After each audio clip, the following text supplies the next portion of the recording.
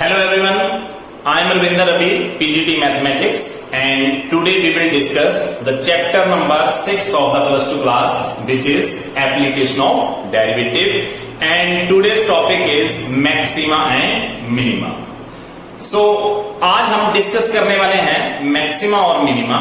जैसा कि आप लोग जानते हैं कि लास्ट वीडियो में हमने 3 स्टेप डिस्कस किए थे। फर्स्ट स्टेप था हमारा maximum value of the function and minimum value of the function, जो कि विदाउट डेरिवेटिव हमने फाइंड आउट किया था। ये हमारा फर्स्ट स्टेप था जिसको हम डिस्कस कर चुके हैं। सेकेंड स्टेप था absolute maximum value and absolute minimum value, जिसमें फर्स्ट डेरिवेटिव टेस्ट किया जा रहा था। तो ये स्टेप भी हमने वहां पर डिस्कस कर लिया था।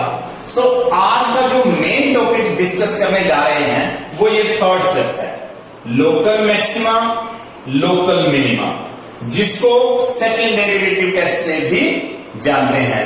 तो सेकंड डेरिवेटिव टेस्ट के लिए मुझे पहले फंक्शन का फर्स्ट डेरिवेटिव करना है, फिर उसके बाद सेकंड डेरिवेटिव करना है, और उसके बाद प्रोसेस करने के बाद मुझे पता चलेगा कि कहां पे लोकल मैक्सिमा और कहां पे लोकल मिनिमा आएगा। और आफ्टर दिस लोकल मैक्सिमा और लोकल मिनिमा आने के बाद हम डिस्कस करेंगे कि how to find the local maximum value of the function and local minimum value of the function. तो यहां से एक और बात मैं आप लोगों को क्लियर करना चाहता हूं कि sometime students are thinking about the local maxima and local maximum value are same, but it is not. local maxima एक अलग चीज है, local maximum value एक अलग चीज है, local minima एक अलग चीज है, local minimum value जो वो एक अलग चीज है। तो इस टॉपिक के बारे में आज हम डिस्कस करने वाले हैं, जो कि local maxima and local minima है। और उसके बाद हम local maximum value and local minimum value भी डिस्कस करेंगे। और यहां से ये फर्स्ट स्टेप और ये सेकंड स्टेप जो कि हम पिछले वीडियो में अच्छे तरीके से इन चीजों को डिस्कस कर चुके हैं और इनके कुछ एग्जाम्पल भी हम डिस्कस कर चुके हैं। आज हम ये डिस्कस करेंगे कि how to find the local maxima and local minima, and after that local maximum value and local minimum value. और उसको करने के बाद हम कुछ क्वेश्चन इसके रिगार्डिंग डिस्कस करेंगे, जिससे हमें इन चीजों का अच्छे से नॉलेज हो जाएगा और अच्छे से हम उन चीजों को अंडरस्टैंड कर पाएंगे। So let us start from the third step, local maxima and local minima. तो लोकल मैक्सिमा और लोकल मिनिमा का कॉन्सेप्ट समझने से पहले हम इसके वर्किंग रूल पे जाएंगे कि लोकल मैक्सिमा और लोकल मिनिमा किस तरीके से फाइंड आउट होता है। तो वर्किंग रूल जो है उसको आप लोगों ने अच्छे से फॉलो करना है कि एक फंक्शन है उसमें क्या प्रोसेस रहेगी और क्या वर्किंग रूल रहेंगे, जिससे हम लोकल मैक्सिमा या लोकल मिनिमा पे पहुंच सकते हैं और उसके बाद हम लोकल मैक्सिमम वैल्यू और लोकल मिनिमम वैल्यू उस फंक्शन की फाइंड आउट कर सकते हैं। Working rule, how to find the local maxima and local. मान लीजिए आप लोगों के पास एक गिवन फंक्शन है f of x, और आप लोगों ने इसका फर्स्ट डेरिवेटिव लिया, और फर्स्ट डेरिवेटिव लेने के बाद आप लोगों ने इसको सेकंड डेरिवेटिव लिया। मतलब आप लोगों ने फंक्शन का फर्स्ट डेरिवेटिव फाइंड करना है, फंक्शन का सेकंड डेरिवेटिव फाइंड करना है। After that to find maxima और minima, f dash x is equal to 0। First derivative को इक्वल टू 0 कर देना है, और जैसे ही आप लोग फर्स्ट डेरिवेटिव को इक्वल टू 0 करेंगे, वहां से x की कुछ वैल्यूज आ जाएंगी, जिसको मैं x1, x2, x3 के साथ डिनोट कर रहा हूं। इससे ज्यादा वैल्यू भी आ सकती हैं और 3 वैल्यू से कम भी आ सकती हैं। ये तो मैंने जस्ट एक अंडरस्टैंडिंग के लिए x1, x2, x3 3 values count कर ली इस x की। जैसे ही f डैश x को आप लोग 0 पुट करोगे, तो x के कुछ वैल्यूज निकलेंगी जिसको मैंने डिनोट कर दिया x1, x2, x3। अब ये जितनी वैल्यू हमारे पास आ जाती हैं, फर्स्ट डेरिवेटिव को इक्वल टू 0 इक्वेट करने के बाद x की जो वैल्यूज आएंगी उनको हम 1 by 1 सेकेंड डेरिवेटिव में रखेंगे। उनको हम 1 by 1 सेकेंड डेरिवेटिव में रखेंगे। सेकेंड डेरिवेटिव में रखने का मतलब now f double dash x1 को मैंने सेकेंड डेरिवेटिव में रख दिया और एक बार मान के चले कि f डबल डैश में जैसे ही हम x1 पुट कर रहे हैं ये रिजल्ट मेरे पास पॉजिटिव वैल्यू आ रही है। ये जो रिजल्ट मेरे पास आ रहा है वो पॉजिटिव आ रहा है। दूसरा, f डबल डैश में जैसे मैंने सेकेंड वैल्यू पुट कर दी, मान लीजिए ये वैल्यू नेगेटिव आ रही है। सपोज कर लिया कि एक वैल्यू पॉजिटिव रिजल्ट दे रही है, दूसरा वैल्यू जो वो नेगेटिव रिजल्ट दे रही है, and x3 f double dash x3 ये जो वैल्यू है वो 0 रिजल्ट दे, ये जो है वो 0 रिजल्ट दे। तो इसमें क्या है कि जैसे ही f double dash x1 is equal to positive result आएगा तो यहां से हम लिख सकते हैं कि लोकल मिनिमा, पॉजिटिव वैल्यू आने पर हम लिखेंगे local minima f double dash x2। f double dash second derivative में जैसे हम x2 की वैल्यू पुट करेंगे, ये x2 की वैल्यू, और वैल्यू अगर नेगेटिव आती है तो यहां से हम लिख सकते हैं लोकल मैक्सिमा। पॉजिटिव आता है तो लोकल मिनिमा, नेगेटिव वैल्यू आता है तो local maxima. And f double dash में जैसे मैंने ये थर्ड वैल्यू पुट की x3 इज इक्वल 0, तो इसमें ना तो लोकल मैक्सिमा की टर्म डायरेक्ट लिख सकते हैं हम लोग, ना ही लोकल मिनिमा की। मतलब इसमें हम डायरेक्टली लोकल मैक्सिमा और लोकल मिनिमा नहीं लिख सकते, तो हम यहां पे लिखेंगे कि x3 is the point of inflection.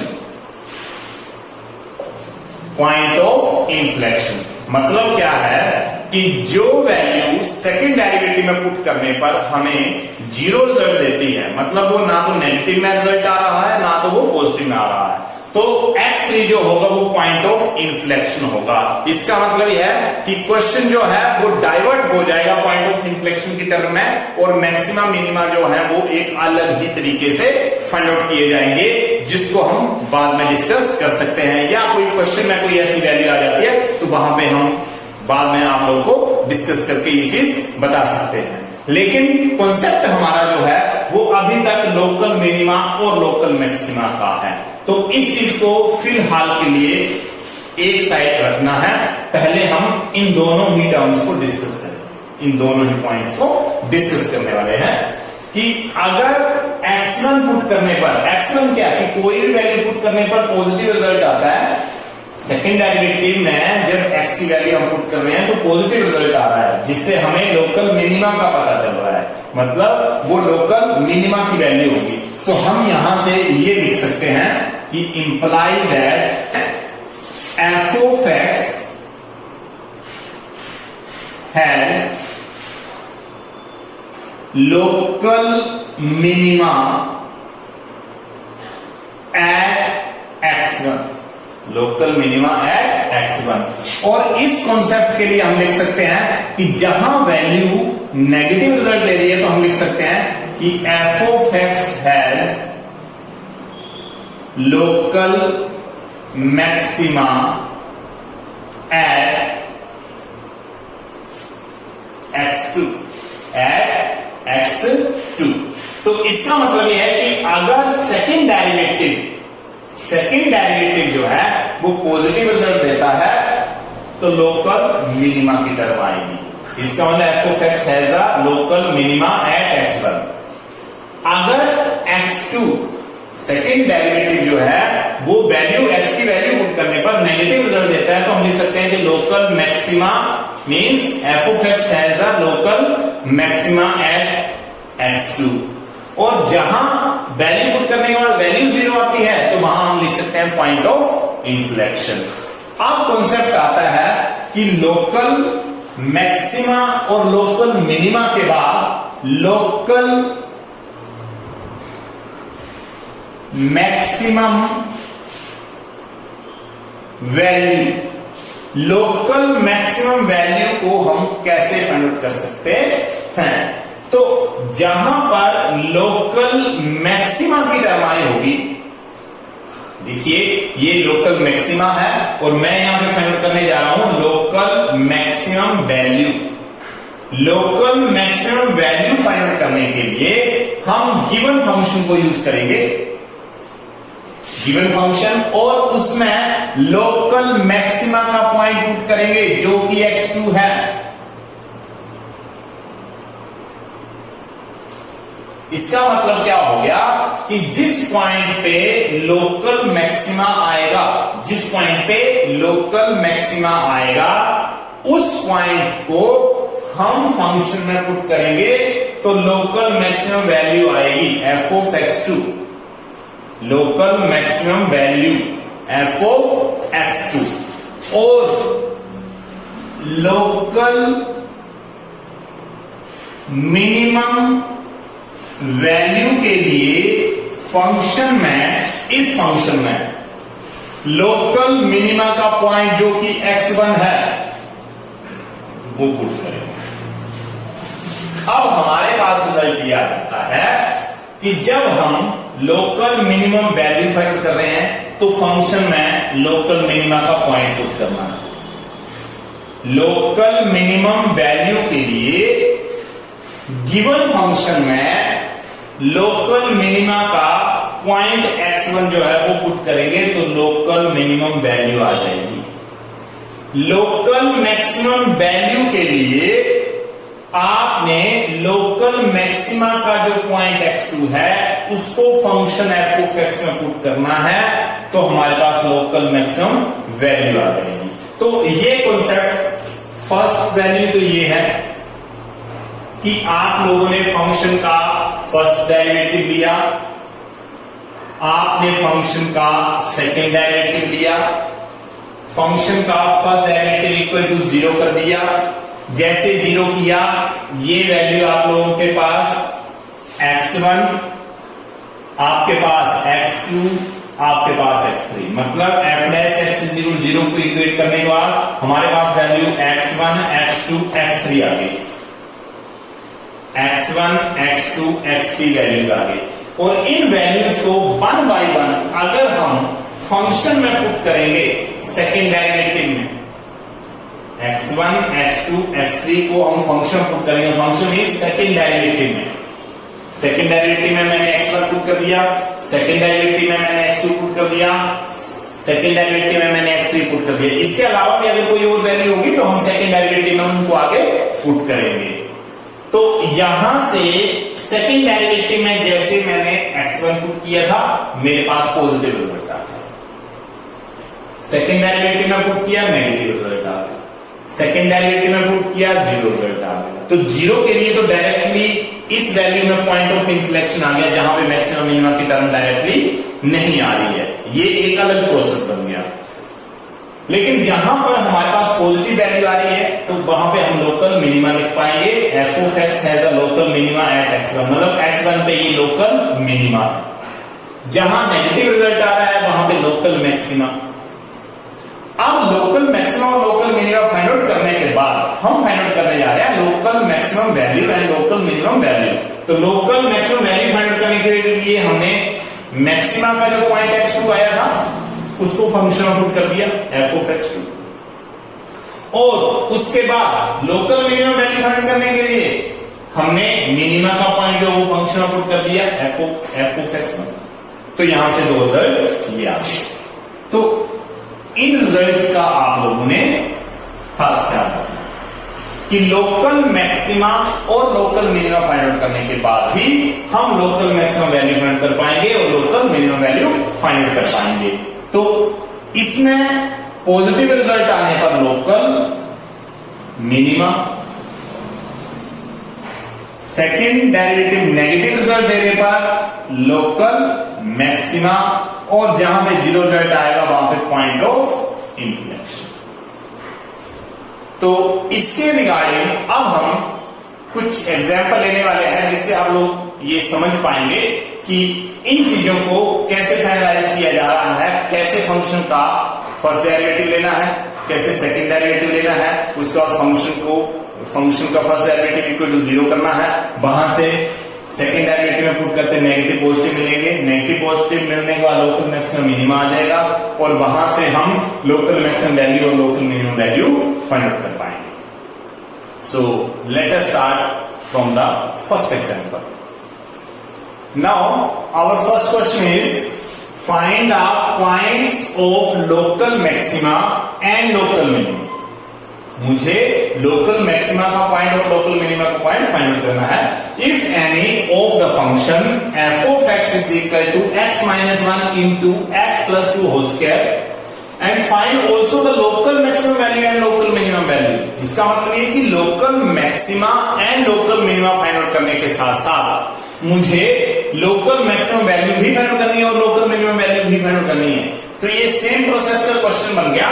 तो स्टार्ट करते हैं। Given function is given F of X is equal to X minus 1 X plus 2 whole square. कि जैसा कि वर्किंग रूल में बताया गया था कि आपने फंक्शन का first and second derivative find out करना है। तो यहां से हम फर्स्ट डेरिवेटिव फाइंड आउट करेंगे F dash X is equal to this into this. इसका मतलब ये फर्स्ट फंक्शन है और ये सेकंड फंक्शन है। तो यहां प्रोडक्ट रूल अप्लाई करेंगे। x minus 1 first function derivative of x plus 2 whole square and plus x plus 2 whole square into derivative of x minus 1। Second step में x minus 1 as it is into derivative of x plus 2 whole square का derivative आएगा 2 into x plus 2, और chain rule से x plus 2 का derivative जो आएगा वो 1 आएगा, plus x plus 2 whole square as it is and derivative of x minus 1 आएगा। तो ये रिजल्ट बन गया x minus 1 2 into x plus 2, और यहां से इसको एक्सपेंड करेंगे x प्लस 2 होल स्क्वायर को, तो बनेगा एक्स स्क्वायर प्लस 4x। यहां से मल्टीप्लाई करेंगे तो बनेगा 2x माइनस 2, इसको और इसको मल्टीप्लाई कर दिया x plus 2 and x square plus 4x। Step third में नेक्स्ट स्टेप में 2x को x से करेंगे 2x square plus 2x into 2 means 4x minus 2 into x 2x minus plus minus 2 into 2 means 4 plus x square plus 4x। यहां से 2x square plus x square 3x square, मतलब ये term और ये term add कर दी मैंने। उसके बाद 4x minus 2x plus 4x plus के 6x and plus 4 minus 4 cancel, 4 plus 4 8 minus 2 6x and minus 4 plus 4 cancel, और यहां से हम सेकेंड डेरिवेटिव फाइंड करेंगे। ये f डैश x आ चुका। f डैश x आने के बाद हम सेकेंड डेरिवेटिव जैसे करेंगे तो सेकेंड डेरिवेटिव रिजल्ट आएगा 3 इंटू 2 6x प्लस 6। तो ये मेरे पास दो रिजल्ट आ चुके हैं। ये मेरे पास फर्स्ट रिजल्ट है फर्स्ट डेरिवेटिव, और ये सेकंड रिजल्ट है सेकंड डेरिवेटिव। और यहां तक करने के बाद हम फर्स्ट डेरिवेटिव को f डैश x को 0 के इक्वल रख रहे थे। फॉर मैक्सिमम और minima we have to find the value of f dash x is equal to 0। इसका मतलब जैसे इसको 0 के इक्वल इक्वेट करेंगे ये वैल्यू आ जाएगी और यहां से 3x कॉमन लेके x प्लस 2 किया जा सकता है और यहाँ पे 3x is equal to 0 and x plus 2 is equal to 0। तो x is equal to -2 and x is equal to 0। तो x की दो वैल्यूज आ गई। x की दो वैल्यूज कौन सी आ गई?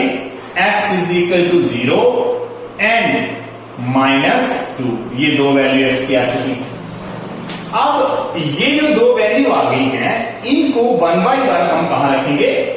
Second derivative. और सेकेंड डेरिवेटिव से पता लगाएंगे नाउ f डबल डैश 0 मतलब ये हमारे पास x1 वैल्यू है, ये x2 वैल्यू। जैसा कि हमने वर्किंग रूल में किया कि जो x की वैल्यू x1 x2 x3 आ रही थी उसको हम सेकेंड डेरिवेटिव में पुट कर रहे थे। तो जैसे मैंने f डबल डैश में x की वैल्यू फर्स्ट वैल्यू 0 पुट कर दी तो यहां से मेरे पास रिजल्ट आएगा 6 into 0 plus 6। इसका वैल्यू 6 आ गई और जो कि एक पॉजिटिव वैल्यू है। f डबल डैश 0 जो है वो एक पॉजिटिव वैल्यू आ चुकी है। तो मैं यहां से लिख सकता हूं कि local minima at x is equal to 0। Local minima at x is equal to 0। अब नेक्स्ट वैल्यू के लिए अब मुझे नेक्स्ट वैल्यू पुट करनी थी। Now f double dash x की एक वैल्यू तो मैंने ये पुट कर दी, x की दूसरी वैल्यू -2 है, -2 पुट करेंगे और जैसे मैं -2 पुट करूंगा f double dash -2 is equal 6 into -2 plus 6 और यहां से 6 into 2 -12 और plus 6 means -6 means f double dash जो है वो -2 जो मेरे पास वैल्यू आ गई है वो एक नेगेटिव वैल्यू आ चुकी है। इसका मतलब f डबल डैश -2 जो है वो एक नेगेटिव वैल्यू आ गई है और नेगेटिव वैल्यू आने पर हम लिख सकते थे कि local maxima at x is equal to -2। Local maxima at x is equal to -2। Local maxima x is equal -2 पे ये वैल्यू आ गई है। तो अब हमने दो वैल्यू लोकल मिनिमा भी फाइंड आउट कर लिया हमने, x इज इक्वल 0 पे आ गया और local maxima at x is equal to 2 आ गया। तो हमने ये दो पार्ट फाइंड आउट कर लिए हैं। पॉइंट्स ऑफ लोकल मैक्सिमा का पॉइंट एंड लोकल मिनिमा का पॉइंट, मतलब points local maxima and local minima हमने दोनों ही फाइंड आउट कर दिए। ये पॉइंट आ गया x इज इक्वल 0, ये मिनिमा का पॉइंट है और x इज इक्वल -2 जो वो लोकल मैक्सिमा का पॉइंट है। अब मुझे फाइंड आउट करना है local maximum value and local minimum value. ये दो वैल्यूज मुझे फाइंड आउट करनी है और इनको फाइंड आउट करने के लिए मैं लिखूंगा local minimum value. Local minimum value को हम लिख सकते हैं, ये गिवन फंक्शन है और लोकल मिनिमम वैल्यू के लिए मिनिमा का पॉइंट था 0, x इज इक्वल 0 था मिनिमा का पॉइंट। तो लोकल मिनिमम वैल्यू के लिए मुझे x को 0 पुट करना है तो मैं फंक्शन में x की जगह 0 पुट कर दूंगा और वहां से मेरे पास जो रिजल्ट आएगा वो वैल्यू आएगी 0 - 1 into 0 + 2 whole square, 0 + 2 whole square और यहां से 2 2s are 4 इट मीन्स -4। इसका मतलब यह है कि लोकल मिनिमम वैल्यू जो है वो मेरे पास -4 आ चुकी है। इसी तरीके से local maximum value is equal to local maximum value के लिए मुझे लोकल मिनिमा का पॉइंट लेना है जो कि x इज इक्वल टू -2 आया, तो मैं इस फंक्शन में x लिख दूंगा, -2 पुट करूंगा और यहां से जो रिजल्ट आएगा वो रिजल्ट आ गया 2 - 1 -2 - 1 और यहां से -2 + 2 -2 + 2 होल स्क्वायर। तो यहां से -2 + 2 ये 0 0 स्क्वायर मीन 0 0 को मल्टीप्लाई करेंगे तो ये टोटल वैल्यू जो आएगी वो 0 आएगी। तो यहां से हम लिख सकते हैं कि local maximum value this is the required answer.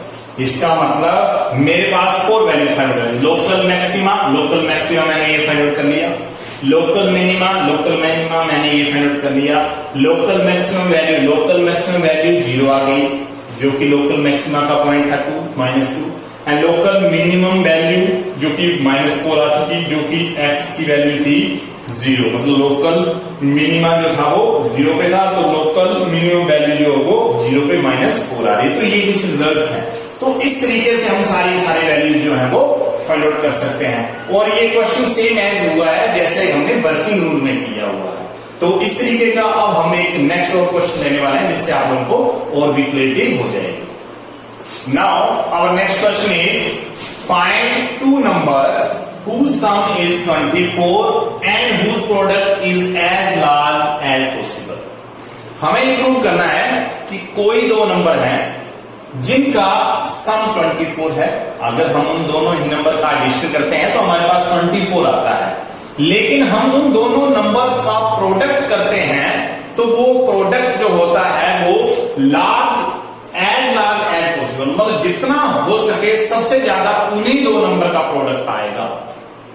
कहने का मतलब ये है कि हमारे पास दो नंबर हैं, दो नंबर का अगर मैं सम करता हूं तो 24 आता है और अगर उन दोनों ही नंबर को मैं मल्टीप्लाई करता हूं तो वो लार्ज एज पॉसिबल प्रोडक्ट की टर्म को फाइंड करता है।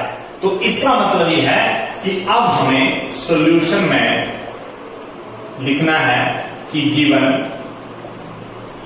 सम of two numbers is equal to 24, let first number is equal to X. मैंने फर्स्ट नंबर को एक्सपोज कर लिया and second number is equal to 24 minus X, मतलब एक नंबर मेरे पास x आ गया, दूसरा नंबर 24 माइनस x आ गया, क्योंकि इन दोनों ही नंबर का सम जो है वो 24 दे रखा है।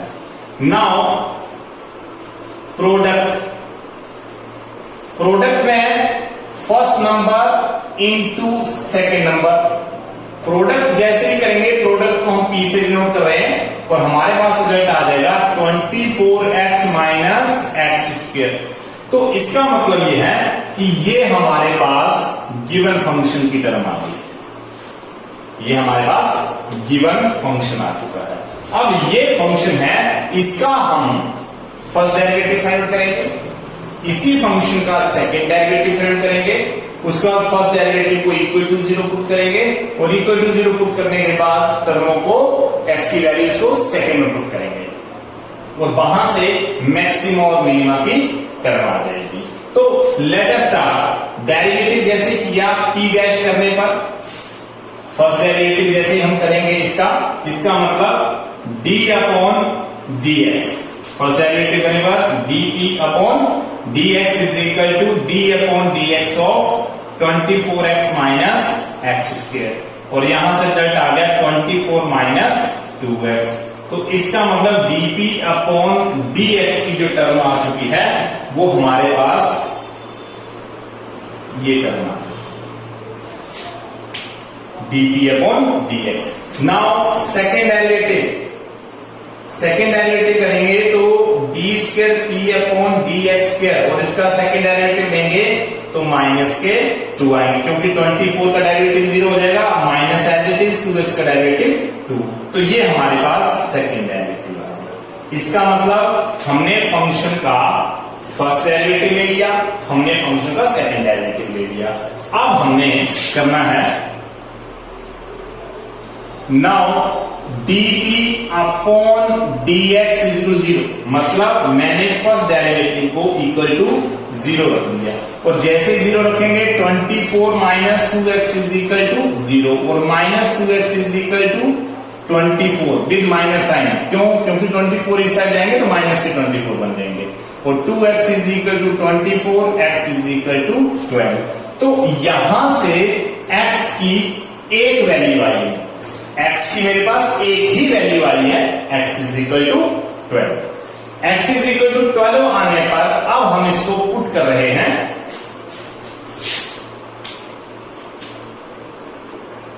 Put x is equal to 12 in d square p upon dx square. Therefore d square p upon dx square at x is equal to 12।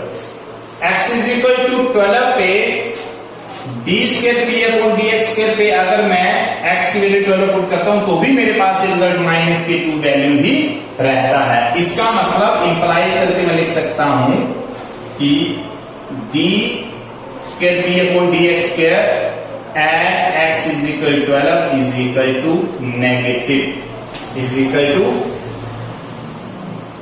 Negative value, is equal to negative value. और यहां से क्या clear हो गया कि अगर second derivative negative result दे रहा है तो हम यहां पे लिखते थे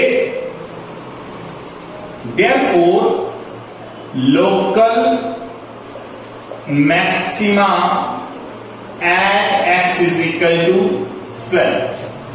क्यों? क्योंकि सेकेंड डेरिवेटिव नेगेटिव है, और सेकेंड डेरिवेटिव नेगेटिव आने पर हमारे पास लोकल मैक्सिमा आता है। कौन से पॉइंट पे आ रहा है? x इज इक्वल टू 12 पे। x इज इक्वल टू 12 जो है वो लोकल मैक्सिमा का पॉइंट हो गया, और लोकल मैक्सिमा का अगर ये पॉइंट है तो यहां से हम local maximum value, local maximum value find out कर सकते हैं। इसका मतलब यहां पर ये जो P ऑफ 12, ये जो P है इसको हम x की value 24, P is equal to 24 into x minus 12 whole square. तो यहां से हम लिख सकते हैं 12 इंटू 4 48, 12 इंटू 2 24 प्लस 4 28 माइनस 12 144। तो यहां से 144 लोकल मैक्सिमम वैल्यू जो है वो 144। इसका मतलब लोकल मैक्सिमम वैल्यू का मतलब क्या है कि ये जो हमारे पास लार्ज पॉसिबल वैल्यू जो है, as large as possible value जो है वो ये वाली वैल्यू है यहां पे, as large as possible. As large as possible means 144 value होगी जो सबसे ज्यादा हो सकती है। Therefore first number is equal to x is equal to 12 and second number is equal to 24 minus x, मतलब 24 माइनस 12 इज इक्वल टू 12।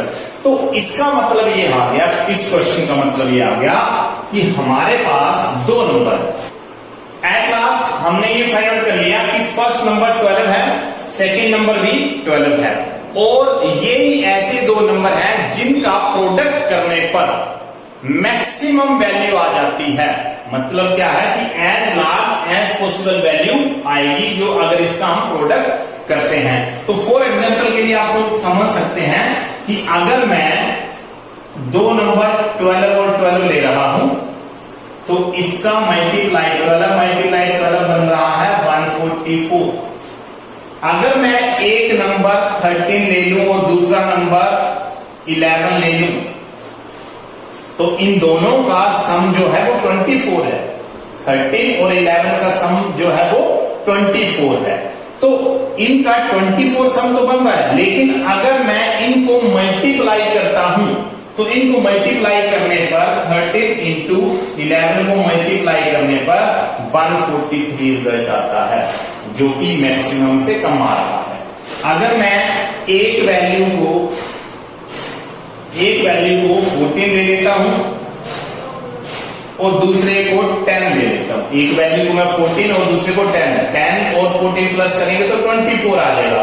लेकिन अगर मैं 14 मल्टीप्लाई 10 करता हूं तो 140 रिजल्ट आता है, जो कि 144 से वैल्यू लेस है। इसी तरीके से अगर मैं एक वैल्यू 15 ले लेता हूं, दूसरी 9 वैल्यू ले लेता हूं, तो 15 9 इसका मतलब 15 मल्टीप्लाई 9 करने पर 135 मिल रहे हैं। इसका मतलब क्या हो गया कि 24 को हमने दो नंबर में इस तरीके से डिवाइड करना है कि अगर उन नंबर्स का हम प्रोडक्ट करते हैं तो वो मैक्सिमम प्रोडक्ट आता है, जो कि ये आ रहा है, इसका मतलब जो है वो हमारे पास जो एक एग्जिस्ट वैल्यू है x की नंबर्स की, वो फर्स्ट वैल्यू 12 है और सेकंड वैल्यू 12 है। इसका मतलब ये है कि जो रिक्वायर्ड नंबर इस क्वेश्चन में मिलने चाहिए वो फर्स्ट नंबर भी 12 हो और सेकंड नंबर भी 12 हो, तो इसका जो प्रोडक्ट है वो एज लार्ज एज पॉसिबल आ सकता है।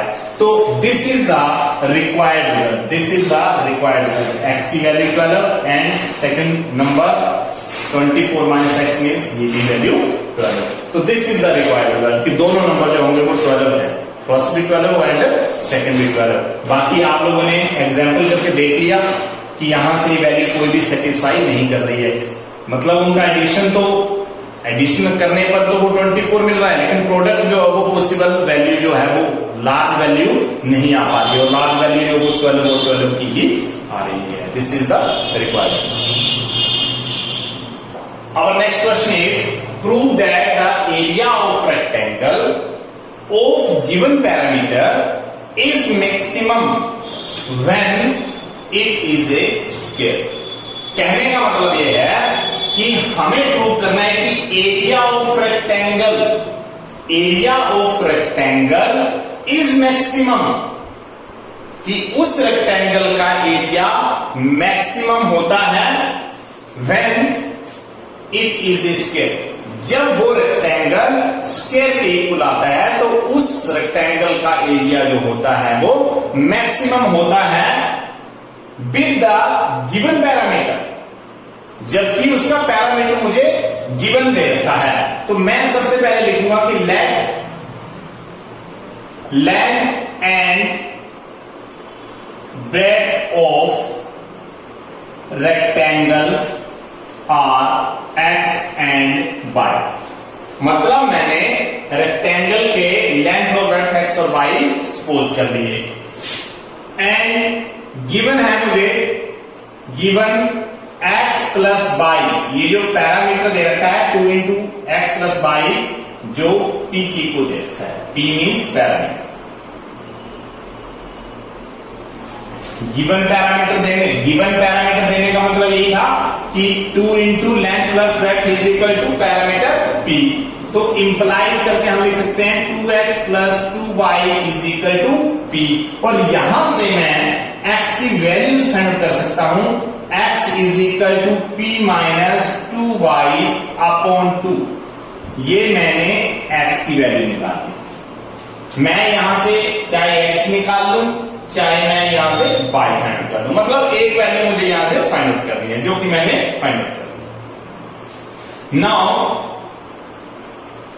Area of rectangle is maximum. Area of rectangle मुझे मैक्सिमम प्रूव करना है, तो मुझे एरिया में फंक्शन चाहिए। Area is equal to L into b, इसका मतलब x into Y.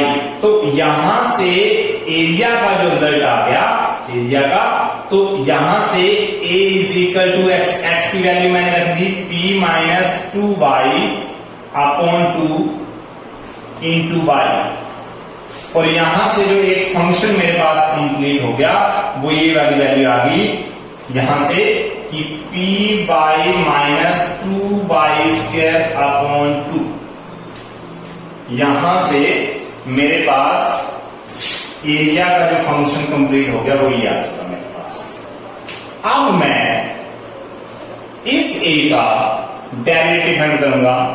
Now D a upon d by, क्योंकि फंक्शन बाई पे डिपेंड कर रहा है तो इसका डेरिवेटिव बाई के रिस्पेक्ट में आएगा। A d a upon d y is equal to यहां पे 1/2 कांस्टेंट वैल्यू, पी वाई का डेरिवेटिव पी आ जाएगा माइनस 2/2 जिसको मैं लिख पाऊंगा 4/, ये मेरे पास फर्स्ट डेरिवेटिव है।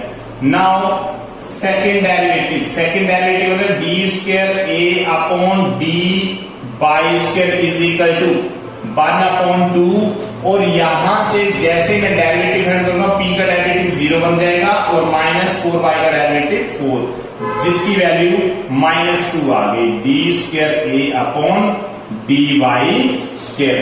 तो मैंने फर्स्ट डेरिवेटिव जो है वो ये फाइंड आउट कर लिया है और मैंने सेकंड डेरिवेटिव ये फाइंड आउट कर लिया है। अब मैंने नाउ फंक्शन को मैंने फर्स्ट डेरिवेटिव को 0 पुट करना है, d a upon d y is equal to 0, और यहां से इंप्लाइज करने के बाद जो 0 रिजल्ट आएगा वो ये रिजल्ट आ गया कि 1/2 p minus 4/, is equal to 0।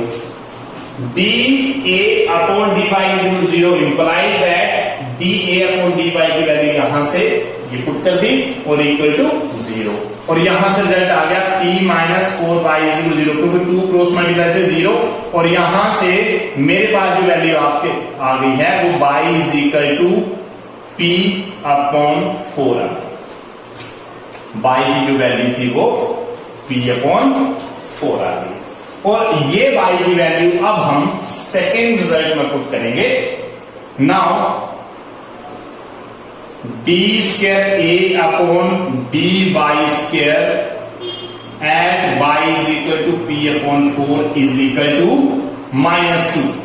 मतलब मैंने जो फर्स्ट डेरिवेटिव को इक्वल टू 0 पुट करने के बाद y की वैल्यू आ गई थी मेरे पास, उसको मैंने सेकंड डेरिवेटिव में पुट कर दिया।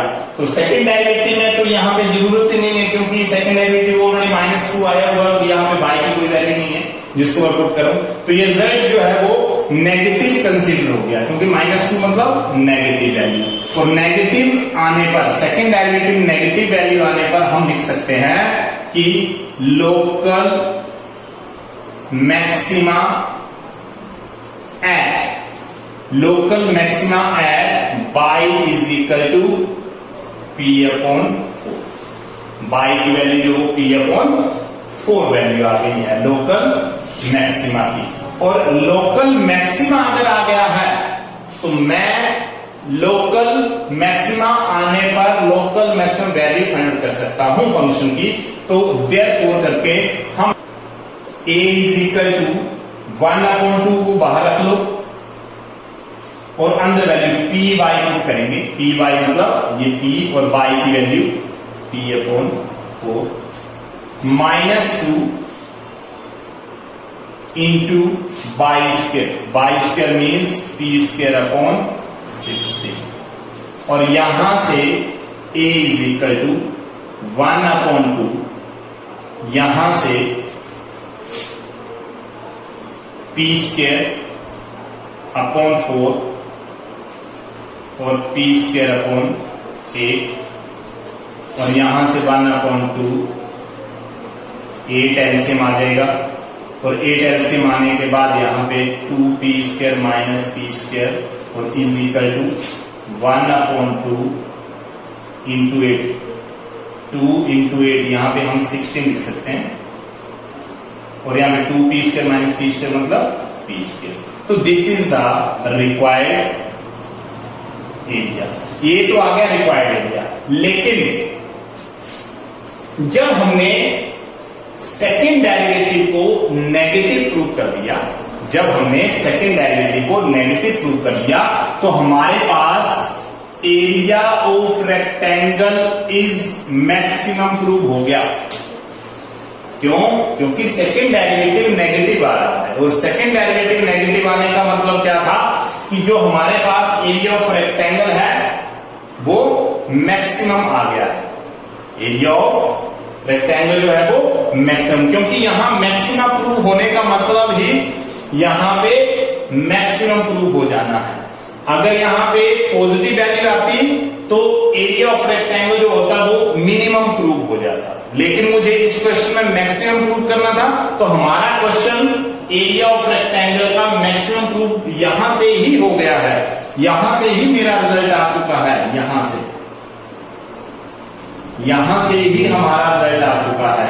तो ये वाला पोर्शन अगर आप लोग ना भी करें तो भी इस चीज का कोई फर्क नहीं है, लेकिन मुझे अब ये भी प्रूव करना है कि ये एरिया ऑफ रेक्टेंगल मैक्सिमम तब होता है जब ये वैल्यू स्क्वायर में प्रूव हो जाती है, कन्वर्ट हो जाती है। तो स्क्वायर में कन्वर्ट करने के लिए मुझे ये प्रूव करना पड़ेगा कि x और y की वैल्यूज जो है वो सेम वैल्यूज है, x और y की वैल्यू जो है वो सेम है। क्यों?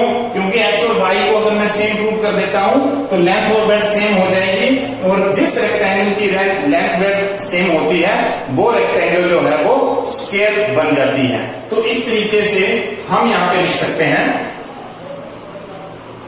कि अगर y की वैल्यू मेरे पास ये है, ये y की वैल्यू है, and y is equal to p upon 4, therefore x की वैल्यू क्या है, x is equal to p minus 2, और ये y की वैल्यू p upon 4, और ये अपॉन में जो 2 था उसको 1 upon 2 बाहर रख लिया, ये अपॉन में जो 2 था उसको 1 upon 2 बाहर रख लिया, p को एज इट इज रख लिया, -2 इंटू y, और y वैल्यू p upon 4। तो x की वैल्यू 1 upon 2, और यहां से मैं रिजल्ट फाइंड कर सकता हूं 2 1 2 2 2 4, it means 2p minus p upon 2, और यहां से हम रिजल्ट लिख सकते हैं 1 upon 2, और यहां से 2p minus p means p, और अपॉन में 2। तो यहां से जो मेरे पास एक रिजल्ट आ जाएगा वो आ जाएगा p अपॉन 4, p इंटू 1 और 2 इंटू 2 4। तो यहां से मैं लिख सकता हूं therefore x is equal to p upon 4 and y is equal to p upon 4 implies that area of rectangle is maximum when rectangle is a square, and this is the required answer। इसका मतलब हमने क्या कर दिया कि area में जब हमने, इसका मतलब हमने ये प्रूव कर दिया कि फर्स्ट डेरिवेटिव, सेकंड डेरिवेटिव, और सेकंड डेरिवेटिव में जब हमारे पास नेगेटिव रिजल्ट आ गया तो नेगेटिव रिजल्ट के बाद हमें ये प्रूव करने की जरूरत नहीं पड़ेगी, क्योंकि अगर मैंने नेगेटिव प्रूव कर दिया है तो इसका मतलब मैंने क्वेश्चन मैक्सिमा के लिए कर दिया है, इसका मतलब मैक्सिमम वैल्यू के लिए ये क्वेश्चन मैंने कर दिया है। क्यों? क्योंकि नेगेटिव में मैक्सिमा आ जाता है और मैक्सिमा से हम मैक्सिमम वैल्यू फाइंड कर सकते हैं। तो ऑब्वियस सी बात है कि जब सेकंड डेरिवेटिव नेगेटिव आ जाता है तो वो मैक्सिमम वैल्यू के लिए प्रूव हो जाता है। तो इसका मतलब ये क्वेश्चन मैक्सिमम एरिया के लिए यहीं से प्रूव हो गया मेरे पास, और मैक्सिमम प्रूव करने के बाद एक रिजल्ट और प्रूव करना था कि when it is a square. तो जिस वैल्यू के लिए ये मैक्सिमम प्रूव हुआ था वो value y equal to p upon 4 था। तो ये y की वैल्यू जैसे मैंने यहां x में पुट की तो मेरे पास x की वैल्यू भी p अपॉन 4 आ गई, जो कि y की इक्वल है। इसका मतलब x और y दोनों ही वैल्यूज सेम आ गई, और दोनों वैल्यू सेम आने का मतलब ये है कि area of rectangle is maximum when rectangle is a square. क्यों? क्योंकि जब लेंथ और ब्रेड्थ इक्वल आ जाएगी तो ऑब्वियस सी बात है कि जो आपके पास रेक्टेंगल थी वो स्क्वायर में चेंज हो चुकी है।